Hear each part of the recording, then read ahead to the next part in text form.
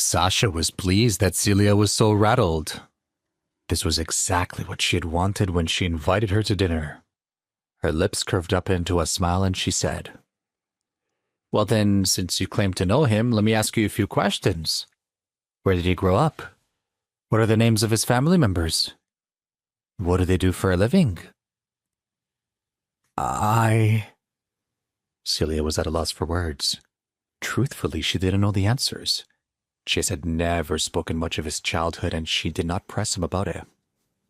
Sasha smirked. "You don't know the answers, do you?" she said. "And yet you still dare to say that you understand him best?" Celia lowered her head. Sasha's words had struck a chord. Before coming here, she had planned to impress her, to show her that she, Celia, was someone important. However, only now did she realize that this woman was way more powerful than she could ever hope to be. She would never win. Sasha knew that Celia had been pinned. Her aura emanated a new ferocity, and her words grew sharper. "He never did take you seriously, did he? You were just a toy to him. You think you can understand him, but his power far surpasses your imagination." She leaned on the back of the chair and said slowly with a playful look in her eyes, "Celia, did you really believe he was just a powerless office worker who couldn't fight back?" Celia shook her head. She had never thought of Chase as less than, but it was true that she didn't know his background. She replied sheepishly, "He told me that his family was rich and that they were in business." Sasha was like a cat playing with its prey. "What kind of business?" she asked in mock innocence. "How much money do they have?" Celia again went silent, her eyes cast down. Sasha's taunting continued. "If I were to tell you that the building that we're in right now is owned by his family, what would you think?" Celia's eyes grew wide. Could it be true? Was Laudervale Tower owned by the Rothman family? This was the most luxurious building in the city. She heard that the interior decoration alone cost $100 million. Furthermore, Tim had cut the ribbon for the opening ceremony. Could it be possible? How much money do the Rothmans actually have?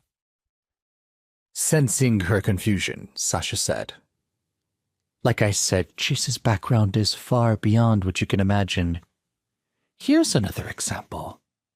Do you think that you became vice president of Make and Makeup because of your talent?" She paused for effect and let out a little chuckle. "Face it," she said callously. "Without Chase, you're just an extremely ordinary woman. You're not worthy of him." At the word worthy, Celia began to cry. She could no longer hold back her emotions. Everything she had believed in had been upended. Sasha had exposed her most vulnerable underside and had stepped on it viciously. Even the thing that she thought she could hold her over, her marriage to Chase, Sasha had managed to destroy. She was too strong, too calculated. Celia raised her head, trying her best to subtly push back the tears.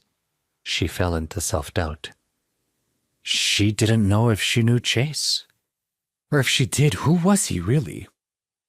Her Chase? Or Sasha's Chase? If he was the man that Sasha described, did that make her, Celia, the other woman? She excused herself to the restroom and sat down in a stall. The tears began to pour down her cheeks. After 5 minutes, she wiped her swollen eyes and cleaned up the run mascara. When she returned to the table, she looked worse for wear. Sasha's smile grew even wider. The more Celia was in pain, the happier she was. She was one step closer to removing all the obstacles between her and Chase. Suddenly, Sasha made her final move. In a domineering manner, she said, "I can buy makeup for you if you want. It'll be yours. As long as you divorce him." She also hoped that Celia would understand by now how much of a disparity there was between her and Chase. An ordinary person wouldn't simply be unable to resist this financial temptation. However, after releasing her emotions in the bathroom, Celia seemed to have become a completely different person. Her expression was blank, but her words were firmer than before. She was no longer determined to beat Sasha. She only had one thought in her mind, and that was to never lose Chase. I'm sorry. I won't divorce him. Even if he bought the Century Group and gave it to me, I still won't divorce him. Suddenly, Celia felt a burst of rage. Angrily, she added, Perhaps what you said is true, and perhaps those are truly childhood sweethearts, but at this moment, I am his wife and you are not. That is the truth. Sasha's eyes narrowed as she clenched her hands into fists under her table. She hadn't expected Celia to retaliate in such a manner. The corner of her eye twitched. Do you know what I'm willing to do to get to him? She asked, her voice deadly serious. Only this time did Celia laugh. At this moment, she actually felt a surge of superiority. If you dare to come after me or my relationship, my husband will make things exceedingly difficult for you. These words were like a heavy hammer that struck Sasha's heart. She couldn't bear it. She banged her fist on the table and said, You don't know what's good for you. But Celia had already picked up her handbag and was preparing to leave. I'm sorry, she said flatly, but I have to go. With that, and without any hesitation, without even caring about Sasha's sullen expression, she walked out of the restaurant.